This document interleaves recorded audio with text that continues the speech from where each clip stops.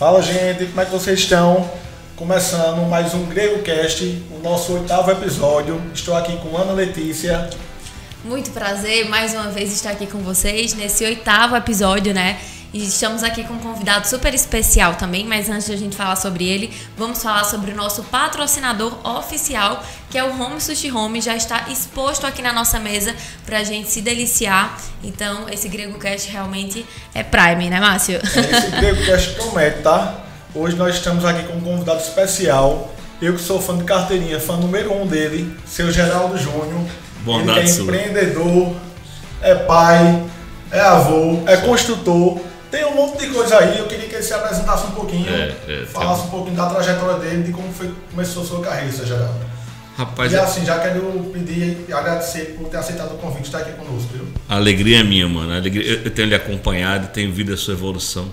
E como me faz feliz ver alguém crescer e com sustentabilidade. Você é um dos camaradas, rapaz, que é um dos expoentes no ramo de corretagem aqui dessa cidade, velho.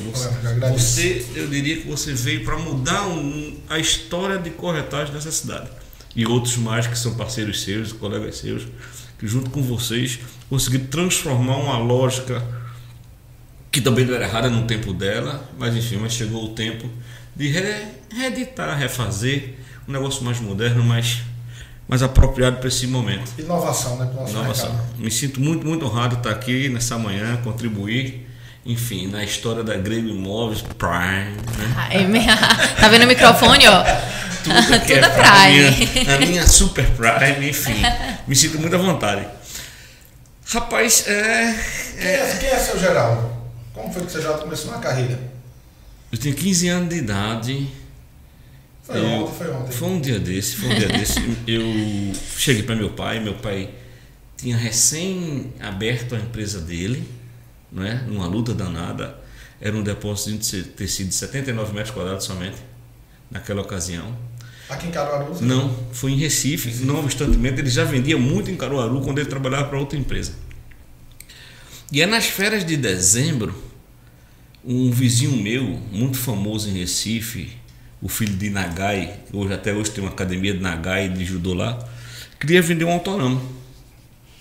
Daí então, eu cheguei ao meu pai, compra esse autorama para mim.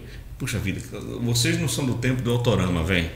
O autorama era o dinheiro, era o brinquedo dos sonhos de qualquer menino. Imagina uma pista de corrida, você botava os carrinhos, você controlava ela. Eu me lembro. No acelerador, não é isso? E essa pista era de 4 carrinhos daqueles grandes, carrinhos de competição, um negócio chique. Naquela época, né? Nem isso aí era... Olha, era um sonho que você não imagina, E eu fui pedir ao meu pai, compra esse negócio pra mim aí, 15 anos de idade. Ele disse, não, senhor, um negócio caro, não posso não. Aí eu disse, então me empresta dinheiro. Aí ele olhou pra mim e vai pagar como? Opa, tem que pagar, é? Eu não sabia que empréstimo tinha que pagar, não. Tem esse negócio? Aí eu disse, tá bom, eu empresto. Vamos lá. Você tá de férias? Tô. Você vai passar tantas semanas, ele já fez os cálculos, quando é que eu ia voltar à aula, né? Era em fevereiro, naquela época. Você vai trabalhar aqui de segunda a sexta, meio período. O outro meio período você vai para casa brincar. Ele sabia que eu era criança ainda, muito jovenzinho, precisava brincar, enfim. E aí você vai receber um salário e você vai me pagar. Eu disse, tá bom, combinado, vamos desse jeito. E aí eu comecei lá a trabalhar. Com a intenção no brinquedo. Ele me deu o dinheiro, eu fui lá, comprei o dinheiro, puxa vida, foi eu era o sucesso da rua. Sim. Eu, meu irmão, meus amigos, tudinho, cada um comprou um carro, era uma festa, competição de Fórmula 1 naquela época, era na época de Nelson Piquet. Imagina você. Aí, resultado. Toda sexta-feira eu ia no caixa receber o que eu tinha por direito e tinha que subir no primeiro andar, pagar o que eu tinha por dever. Foi a primeira grandiosíssima lição que meu pai me deu. Grandiosíssima. E daí eu comecei a trabalhar nisso aí. Eu começava, depois obviamente voltei para o estudo, etc tal. Mas sempre nas férias ia trabalhar com meu pai, sempre nas férias. Aí foi aí que eu comecei a minha vida digamos que empresarial, porque pouco a pouco eu comecei a aprender o que é ser empresário. Naquele momento eu varria a casa, eu lavava banheiro, eu carregava pacote, eu descarregava caminhão, eu carregava pacote para cliente, enfim. Mas hoje eu sou muito grato com todas essas lições, porque afinal de contas foram essas lições que hoje me faz ter um olhar diferente para os meus funcionários. Então, porque quando ele pega uma vassoura, eu sei o valor daquela vassoura. O senhor não começou de cima, né? Como se fala, foi passando por todas as funções assim até chegar no topo. Passei, Ana, passei por todas elas, passei por todas. Eu sei exatamente o que é cada função dentro das minhas empresas, até mesmo da construção. Se eu não sei sentar bem um tijolo, mas pode me dar um tijolo e a massa pronta que eu garanto a você que eu botei no lugar. Garanto a você. Enfim. Aí, obviamente, fui crescendo dentro do ramo de tecido, etc. Tal. Fiz engenharia civil, tinha um sonho de ir para a academia da Força Aérea. Meu pai me chamou a atenção e disse: filho, isso aqui é seu, fica aqui e tal, coisa. E outra coisa, e ninguém anda nu. Né? É verdade, ninguém anda nu mesmo, não. Logo na época ele me fez uma visão tentadora, ele mostrou um SP2 e disse: aquele SP2 vai ser seu daqui a 4, 5 anos, só é você trabalhar. Eu disse: opa. Puxa vida, com 18 anos, um SP2, vocês não sabem o que é SP2 não, gente? Não. SP2 era o carro do momento, velho. E com 18 anos, com aquele carro, eu era o rei. Enfim. Ter aquilo ali como uma meta, né? Não, foi uma sensação fantástica. Eu fiquei, hoje sou o que somos, estou com 47 anos no ramo de tecido. E em 2003, eu voltei os olhos para a construção civil, achei interessante. E aí montamos uma construtora, eu e meus irmãos e um grande amigo meu, o alemão Karl Hans, não é? E a princípio a gente participava das construções como incorporador e investidor. Sei. Você já, como foi essa virada de chave? De sair, não de sair, né? Você ainda está no ramo têxtil. Sim. Essa virada de chave para você, a construção civil. Adicionar, né? Mas esse bônus aí. Como eu fiz engenharia, construir sempre também esteve no meu sangue. Construir dá uma sensação muito gostosa para quem o realiza. Você olhar para uma terra, você idealizar ali um prédio, uma casa, um empresarial, um loteamento, o que quer que seja, entendeu? E você planejar detalhes e ver aquilo se levantar e crescer. Olha, eu não sou mulher, não posso gestar um filho. Mas guardando as devidas proporções, muito longe do que ter um filho. Ter um filho é um negócio precioso, um presente de Deus. Mas é a sensação como você ter um filho. Você pegar o cara e levantar, botar ele em pé e ver ele adulto. Puxa vida, esse já está adulto, está realizado. E aí, quando foi em 2002, um grande amigo meu, foi colega meu desde 10 anos na escola preparatória do Exército, enfim, filhei a escola do Exército junto, fizemos a universidade junto. Ele disse: vamos construir, vamos. Tá bom. Aí sentei, planejei, entendi que era um negócio rentável, excelente, entendi que desde aquele momento até hoje, enfim, e isso não acho que não vai perdurar ainda por muito tempo, era um déficit grande de habitação, né? Eu disse: ok, vamos montar esse negócio. Chamei meus irmãos, sempre foram meus sócios. Isso em Recife também. Entenda, quando eu pensei em fazer esse negócio, aí naquele momento eu enxerguei uma oportunidade diferenciada aqui em Caruaru. Teve visão, foi visionário. Por quê? Ainda hoje, muitos e muitos empreendimentos mudou demais, ainda não estão regularizados. E eu percebi que construir em Caruaru de forma regular, ou seja, desde o princípio do projeto até a entrega ao cliente, de forma que seja regulamentado dentro do cartório de registro de imóveis, ainda era uma dificuldade grande. Naquela época monstruosa, hoje em dia melhorou muito. E aí eu disse: olha, esse é um caminho que eu vou entrar. Inclusive tem vários prédios hoje, aqui no Maurício Nassau, principalmente universitário, que não tem escritura ainda. Prédios de 15, 20 anos. Não tem escritura de terreno, velho. Já morreram as pessoas, já tem herdeiro. Olha, o primeiro grande prédio que eu construí aqui foi o Mr. Revelli. Não, o Mr. Revelli foi o primeiro pequenininho. Foi a experiência que eu tive, tá? Construí um prédio de pilotis mais 5, naquela época era 3 anos para construir. Vocês estão ficando loucos, ué. Não pode. Um prédio desse tamanhozinho, eu fiz engenharia, não é possível. Não, mas é por causa de dinheiro. Esse negócio. Não, vamos fazer esse negócio aí, ó. Construí um prédio com 11 meses. Foi o primeiro prédio que a gente pôde vender depois de pronto pela Caixa Econômica. Que estava já tudo prontinho. Eu me lembro que eu tirei o primeiro financiamento pela Caixa Econômica, foi eu que fiz. Aqui, naquela ocasião.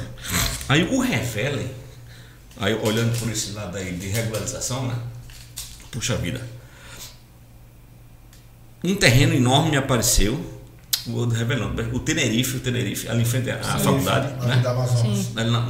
Enfim, na Portugal. Na Portugal. O Tenerife estou confundindo com o Rotterdam. Rotterdam. Aí, compro terrenos, compro. Tá, o cara que vem comprar um terreno, naquela época era muito normal. Ainda hoje existem esses fatos. Não, compra um terreno aí, enfim, a gente faz o contrato, já é seu, fechou. Isso é muito natural. Eu disse, não, eu quero escriturar. Eu quero ver como é que faz. Ah, o senhor é doido. Vai não. Olha, aqui era de seu fulano que já morreu e agora está nos filhos dele, e dos filhos dele já tem 2 que já morreram também. Ou seja, nessa história eram 14 herdeiros. Muita gente. Do Tenerife. Do Tenerife. Dentro dos quais eram 3 inventários. Assim, eu topo. Quero saber onde é que tinha herdeiro até na Suíça. Ixi, Maria, trabalho grande. Mas consegui, fui atrás de tudo. O meu advogado, um excelente advogado, preparou toda a minuta bem feita, preparou todo o documento, consegui a assinatura de todo mundo, consegui fechar com todo mundo e tal. Apresentei no cartório de seu Nivaldo, que é um cartório, do meu ponto de vista, preciosíssimo, no sentido de que ele é zeloso, é cuidadoso, ele faz as coisas com muita assertividade. E eu digo que muitas coisas batem lá e voltam porque é erro nosso mesmo, da gente não preparar a documentação correta para poder apresentar a ele. Mas se você apresentar o certo, ele de certa forma está lhe protegendo. E aí, velho, não teve uma exigência. E aprovou danado para gente. Era para ser, né? E Tenerife, isso foi em 2005. Imagina. Gente, a gente até pede desculpa assim por não estar falando tanto, mas é porque estamos aqui diante de um mestre, né, empreendedor. Verdade. Então são tantas histórias que ele tem para falar que a gente fica assim, ó, sem reação. Mas não podemos deixar de fazer algumas assim que são importantes para o pessoal que nos acompanha também saber. Então, e aí me está seguindo isso aí, depois disso aí, enfim, sou pastor da minha igreja. O outro viés do seu amigo. Outro viés, eu gosto né? de cuidar de gente, do ser humano. Como surgiu a Unic, esse nome, assim, como foi que vocês organizaram aí essa grande empresa? E aproveitando a pergunta também, sabemos que hoje a Unic é uma empresa familiar. Qual é o legado que vocês querem deixar hoje para o mercado imobiliário? Junto com a pergunta dele. Primeiro vamos saber como é a Unic, né? Aí depois ele vai falar sobre a... Um dos motivos de eu montar naquela ocasião a AIS, Construção e Incorporação, Araújo Stein, que é o nome do alemão, era que naquele momento o meu mais velho, Bruno, que hoje toma conta da Unic, é o CEO da Unic, tinha me dito: papai, eu vou fazer engenharia. Eu disse: tá ótimo então.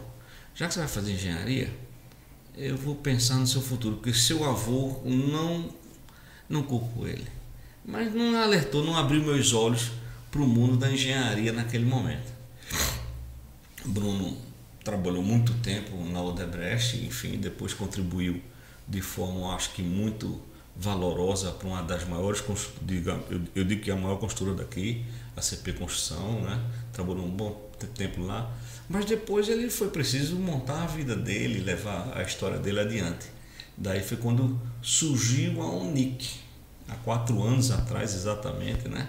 Enfim, naquela ocasião, a gente sempre pensou que a gente queria montar alguma coisa que fosse única, que fosse singular, que fosse marcante para a cidade, fosse marcante para o nosso cliente, que é a pessoa mais importante para nós.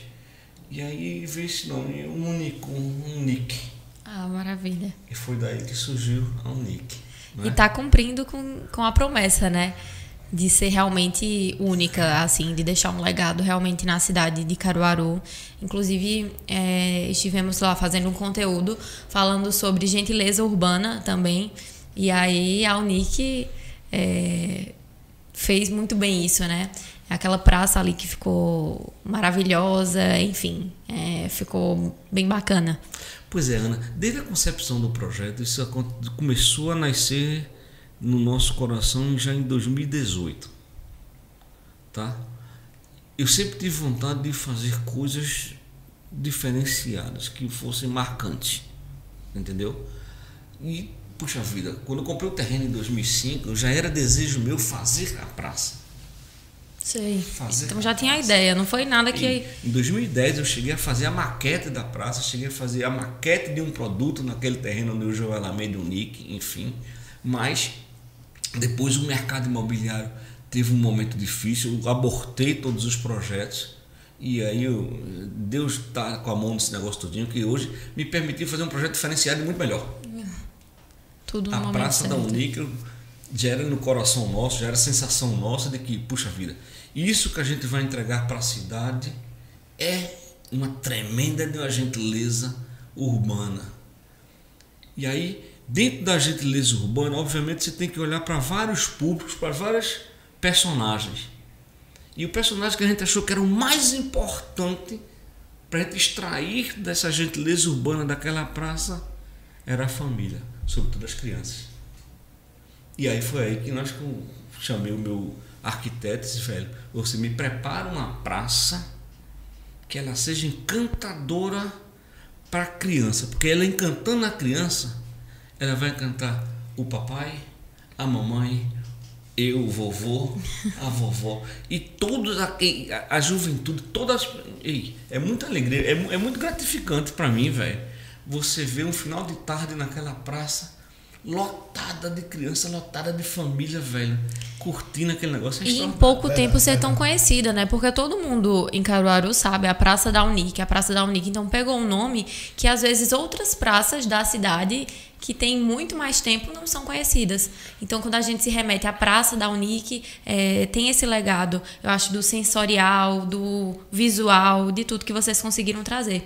Então, aproveitando, né, que a gente está falando sobre isso, entra a pergunta que Márcio fez também, qual é o legado que a Unic quer deixar realmente para as famílias nesse tempo de hoje, né? A gente percebe pelo seu perfil que o senhor é bem familiar e que tenta trazer isso, não só tenta, como traz isso para os seus projetos também. Então, qual é o legado realmente que a Unic quer deixar em Caruaru e para todas as pessoas que tiverem a oportunidade de conhecer um pouquinho? Ana, nos últimos anos, tá?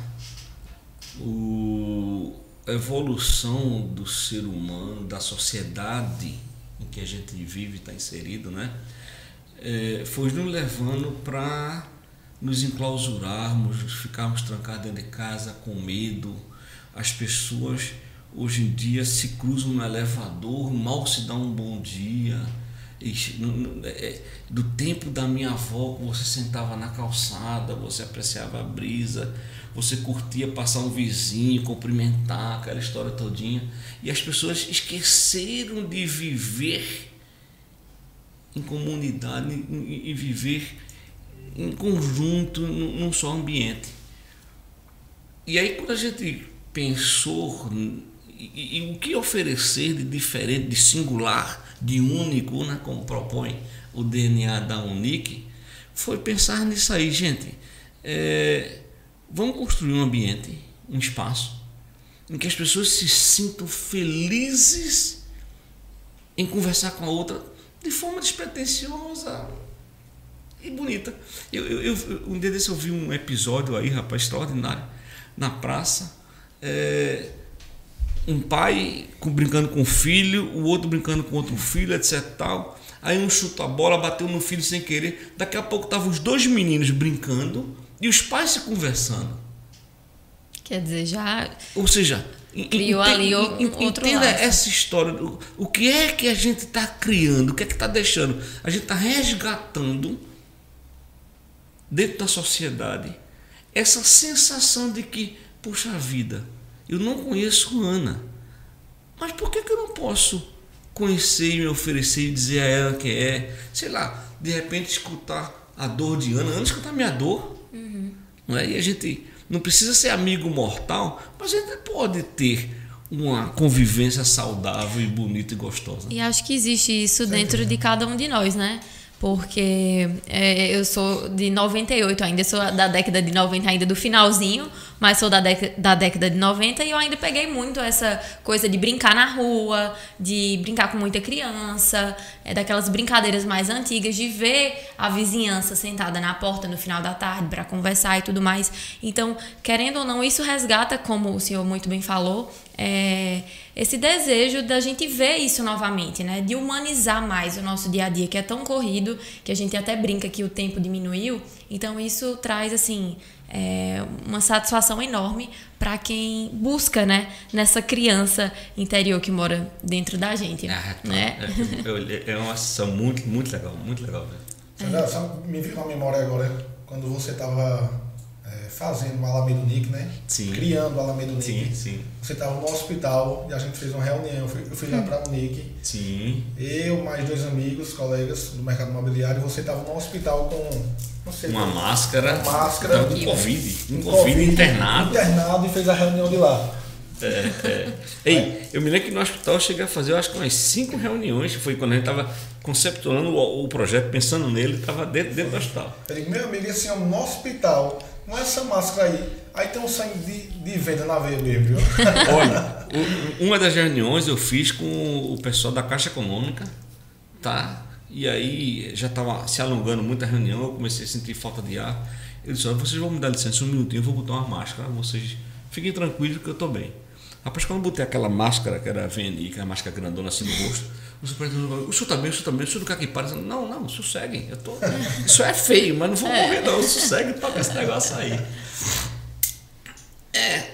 Eu acho que é essa energia que a gente tem por fazer aquilo que você gosta, aquilo que você acredita, aquilo que você, puxa vida, eu estou começando a botar no papel aquele sonho que eu tive há tantos anos atrás, e aí você começa a enxergar que aquele sonho vai de fato ser uma realidade.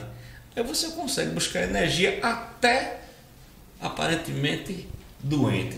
Aparentemente doente não, porque eu estava de fato doente, eu estava internado. Inclusive, eu estava internado com Covid e já com 35% do pulmão tomado. Foi. Mas estava, talvez e até seja, talvez até por isso, né, por querer, essa vontade de trabalhar, de estar sempre ativo, tem ajudado. Você não se entregou à doença, né? A última reunião que eu tive, Bruno, meu filho que toma conta da Unic, ele não tem muita energia para dormir tarde.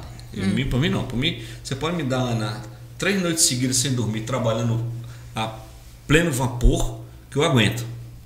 É da natureza, normal. Enfim, e aí eu peguei ele num sábado, de 6 horas da tarde, ele e Felipe, ficamos até 1h da manhã e paramos, porque eles já estavam, vamos dormir, amanhã a gente conversa mais um pouquinho. Dentro do hospital.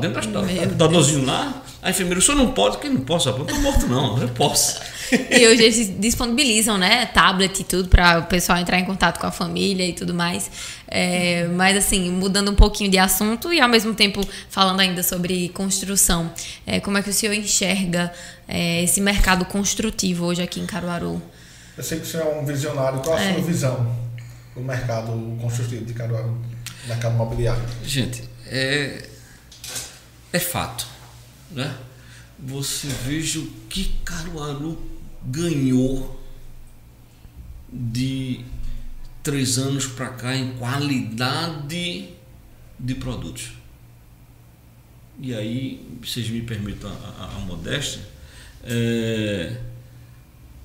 foi preciso talvez a gente oferecer para o mercado um produto que despertasse o que já existe no coração de outros parceiros nossos, construtores. Disse, olha gente, a gente não pode oferecer para a cidade produtos simples como a gente vinha fazendo anteriormente.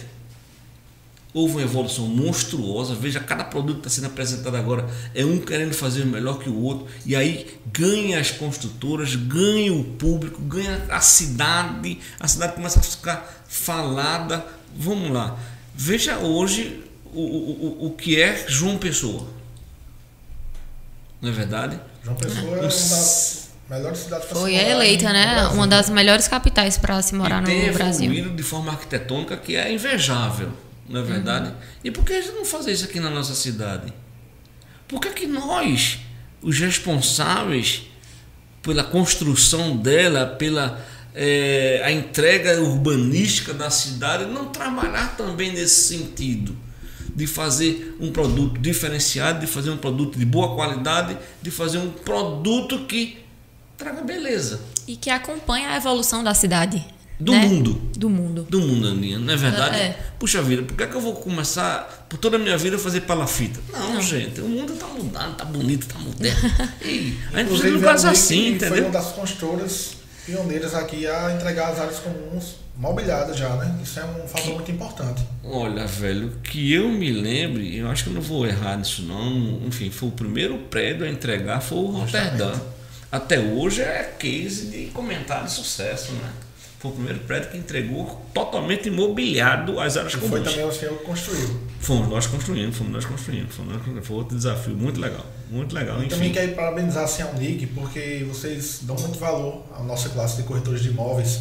Sempre vai lançar um produto, vocês chamam a gente para conversar, pede a opinião, segue o conceito que a gente dá para vocês. Capacitam também, né? Capacitam também. Dá curso praticamente todo mês. Quero parabenizar porque assim, a gente sente essa falta no mercado, os corretores, as imobiliárias, né? O reconhecimento das construtoras. O que vocês perceberam para desenvolver esse comportamento que outras construtoras não têm, né? Então, qual foi a visão que vocês tiveram, assim, essa falta que vocês sentiram realmente, em que momento, para gerar esse tipo de comportamento? Ana, em qualquer dimensão, os seres humanos têm valores importantíssimos. Os profissionais têm valores importantíssimos. E aí você tem que entender quem é você dentro da cadeia, de qualquer que seja o segmento. Dentro da cadeia imobiliária, vamos falar sobre ela, não é? Quem sou eu? Eu sou um investidor, eu sou um construtor, eu não sou, em alguns momentos, um agente financiador. Embora fiz isso em todos os outros meus imóveis, enfim. Hoje eu tenho a benesse de ter alguns bancos que assim fazem essa figura. Mas quem é a figura que vende? Quem é o profissional mais qualificado, mais importante nessa cadeia? O corretor.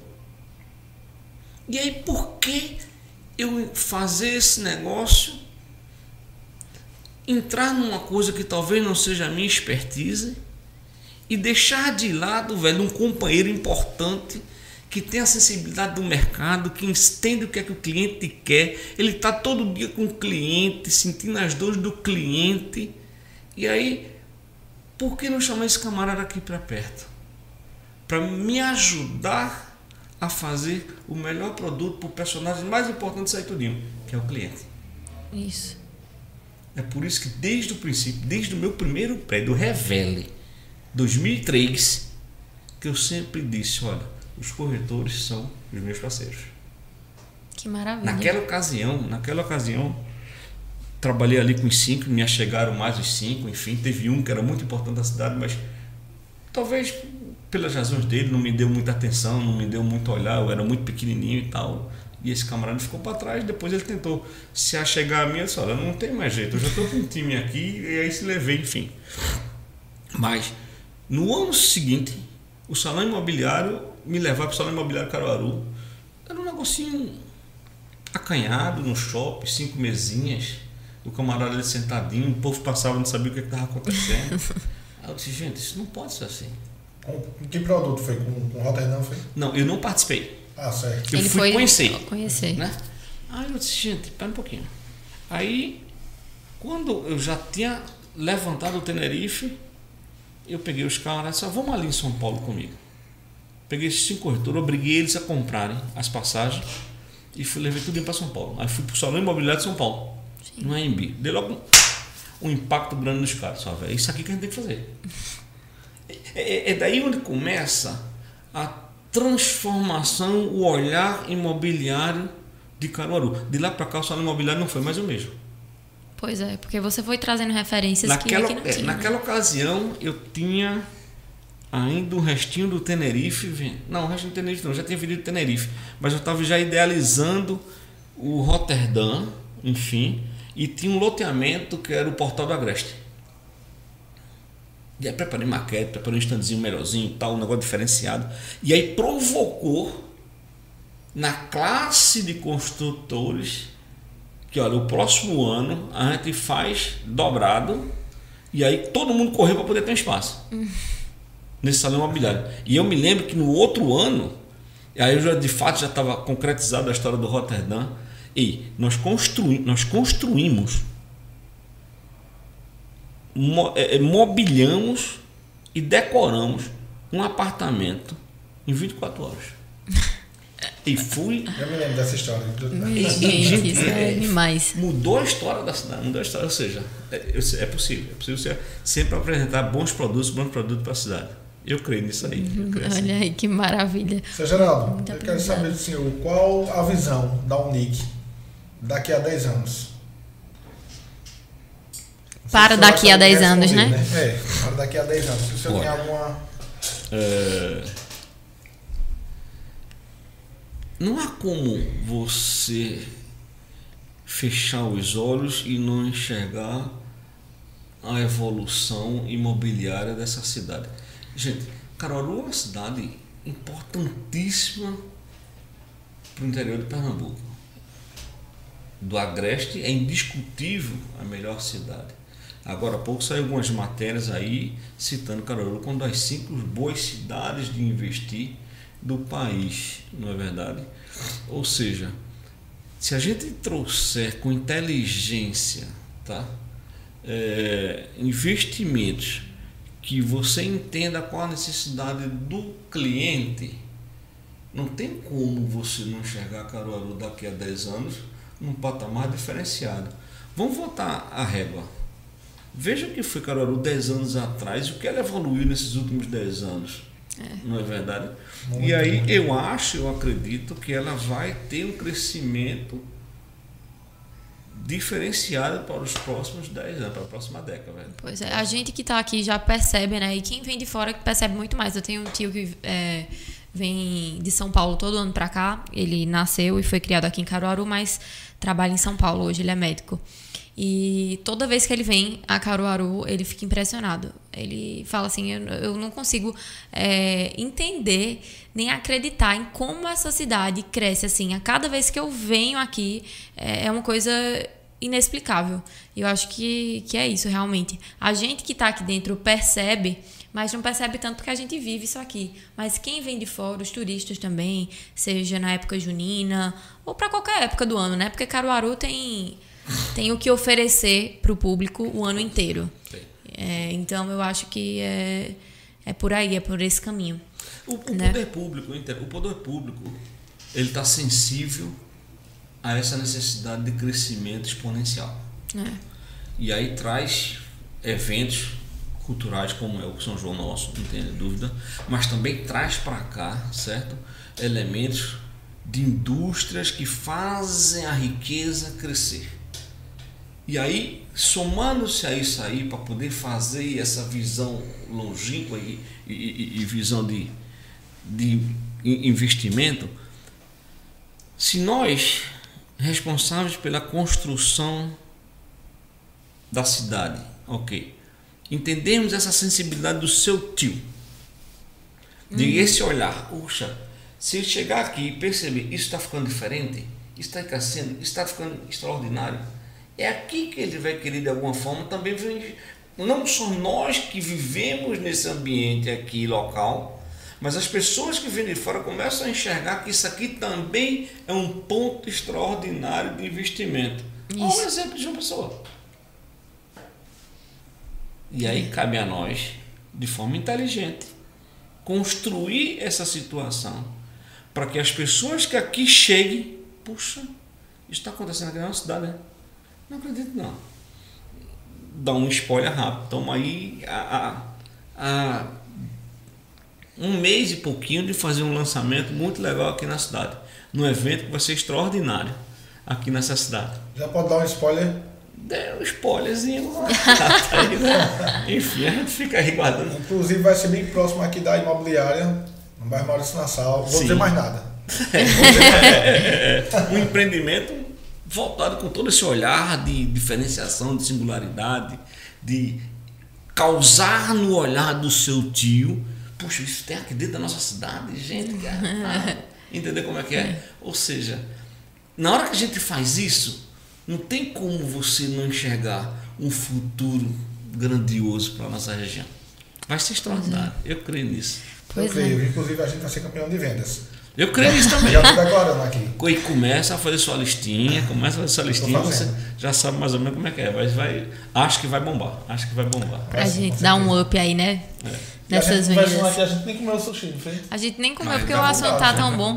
Mas eu tava falando aqui, eu gravei ele pro meu story no Instagram, que a gente conversa muito aqui, às vezes não dá tempo de comer, mas no after, minha gente, a gente detona aqui, não sobra nem a caixa. Eu tô nesse negócio. Tá também, né? É porque a gente quer conversar e aí quando vai comer acaba perdendo um pouquinho de tempo. Perde o time, né?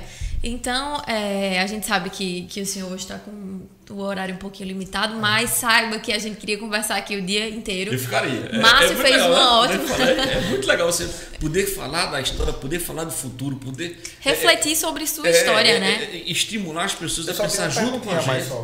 Tá certo. Porque passa um filme, né, na cabeça de quem está contando. E Márcio fez uma propaganda assim maravilhosa sobre o senhor. Eu estava ansiosa para lhe conhecer. Puxa, e que honra estar aqui agora dividindo esse momento. Alegria, moça. A satisfação de ver pessoalmente. Não se só naquela minha telinha, não. Ela é infinitamente mais bonita do que aquela telinha. Obrigada. E muito mais simpática, não tem nada. Seu Geraldo, na sua caminhada aí, tem alguma história da sua trajetória que foi muito marcante para você e se você puder compartilhar conosco? Tem. Aquela história assim que nesse momento aqui ou em qualquer outro que o senhor, tipo assim, gostaria de sentar e contar também. A história mais marcante, se é que só tem uma, né? Nessa longa trajetória de uma vida. A gente passava o dia aqui, Aninha. Mas pense aí numa principal pra gente finalizar aqui hoje, pra esse desfecho. Você sabe que ser empresário nesse país é desafiador. Em qualquer dimensão. O pequeno empresário, o microempresário, né? O MEI, enfim, e os grandes empresários de imensas corporações. É um desafio tremendo. E às vezes não é muito raro as empresas passarem por momentos difíceis, né? Eu tenho uma outra empresa, que é a empresa de tecido, e eu já passei por um momento super delicado, mas que trouxe ensinamentos fantásticos. Em 95, né? Tive uma situação de quebra, e aí eu digo que não tive orgulho de ter quebrado, não. Eu tive orgulho de ter me levantado. E essa é outra história longa, lindíssima. É a história de case de universidade, é a história de um comentário muito grande no meio financeiro, é onde você fica mais sensível, onde você fica mais melindrado, né? Mas eu acho que isso é muito valoroso. Faz a gente fortalecer, faz a gente crescer de forma diferenciada e ter, quem sabe, esse olhar diferenciado para o mundo. Na hora que você sofre, na hora que você tem uma dor, você é, de certa forma, estimulado a enxergar algumas coisas que, por vezes, você passa despercebido. Não há felicidade sem tristeza, né? A gente tem que passar por alguns momentos para aproveitar depois. É uma pena que a gente tenha que, às vezes, ter que passar, aprender com a dor, não é verdade? Isso. Eu creio em felicidade sem tristeza em outras tantas dimensões, tá? Por exemplo, na relação familiar, puxa vida, eu não me lembro de uma dor, algumas pequenas dores, nada que seja marcante no meu coração, entendeu? Dá para ser feliz. Esse mundo. É que às vezes eu acho que o ser humano complica, tá? Mas às vezes a gente dá uma complicada na nós seres humanos somos especialistas nisso. Sim, com certeza. Então mas é isso. Seu Geraldo, eu quero agradecer. Muito obrigado por ter aceitado o convite. Você sabe que eu sou fã número 1 de carteirinha do senhor. E eu tenho danado, tu sabe. E eu me tornei fã também. Tu sabe que se eu não me encontrar contigo, dar um beijo. Não encontrou, né? Não obstante, causando ciúme em Mateuzinho. abraço para Matheus também, né? Uma massa, um amigão. Todo mundo dessa classe é muito, muito meu amigo. Eu tenho um apreço imenso, diferenciado. Eu não conheço ninguém não, que não gosta do senhor não, nesse ramo imobiliário não. Puxa vida, vamos procurar, né? Eu sou suspeito para falar, gente, pelo amor de Deus. Então, agradecemos demais ao senhor por estar aqui, por dividir, né, essa experiência conosco e por compartilhar tantos momentos especiais. Parabéns por sua história, né? A Grego Imóveis Prime parabeniza, e eu aqui em nome de todos, e espero que a gente possa conversar mais vezes, para o senhor voltar aqui também no podcast para trazer mais histórias, que eu sei que tem muitas guardadas por aí. A gente vai botando, né, na mesa. Tendo sushi, a gente vai embora. Com sushi quero agradecer ao nosso patrocinador oficial, o Home Sushi Home. Vamos agora daqui a pouco se deliciar com essa maravilha, né? Gente, não deu tempo, mas vocês sabem, né? Home Sushi Home tinha que estar aqui participando do GregoCast, porque é o melhor sushi de alto padrão da cidade, então tinha que estar aqui na nossa mesa, e vamos agora aproveitar, né, esse momento maravilhoso. Então, muito obrigada, Home Sushi Home, por mais uma vez estar presente aqui no nosso GregoCast. Eu quero finalizar então agradecendo muito, muito a vocês por essa oportunidade, parabenizá-los, porque com esses bate-papos que você traz para a população uma reflexão, um pensar, um olhar, uma forma também de se inserir nesse engrandecimento, nessa evolução e na visão do futuro da nossa cidade, onde a gente convive, onde a gente está nessa sociedade, onde a gente pode de fato fazer uma sociedade diferenciada. Você falou que a gente tem muita história para contar, etc. Mas eu tenho certeza também, Ana, que a Grego Imóveis já tem muita história para contar. E da forma como ela está andando, mas assim, você é um camarada que eu também tenho um apreço diferenciado. Você sabe disso, eu lhe confessei isso, enfim. Eu tenho certeza, mano, os 50 anos, você também vai contar inúmeras histórias de contribuição para esse diferencial mercado imobiliário, não só daqui, mas do Brasil todo. Parabéns, mano, parabéns. Obrigado. Você tem sido uma diferença na cidade. Show de bola. Parabéns. Obrigado. Então é isso, gente. Até o próximo episódio. Obrigado. Obrigada a todos, e assistam aí, gente. Como vocês viram, né? É uma grande aula esse GregoCast. Show. Tchau, tchau. Ao sushi. Ó o sushi esperando.